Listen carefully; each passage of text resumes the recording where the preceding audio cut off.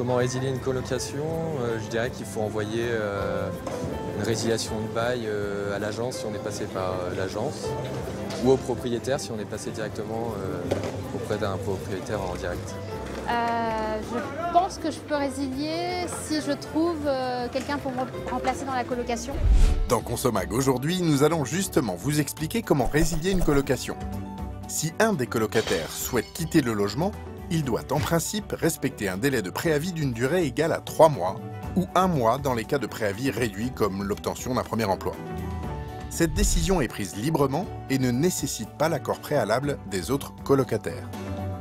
Le départ du colocataire ne met pas fin au contrat pour autant. Le bail reste toujours valable entre le propriétaire et les autres colocataires.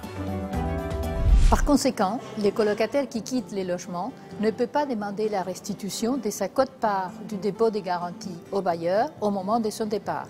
Il doit donc se tourner vers ses colocataires pour régler à l'amiable cette question et nous recommandons d'accompagner cette demande par un écrit.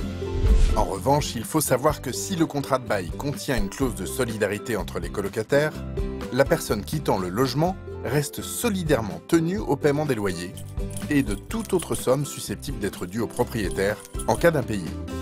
Toutefois, la loi Allure a limité la portée de ces clauses de solidarité.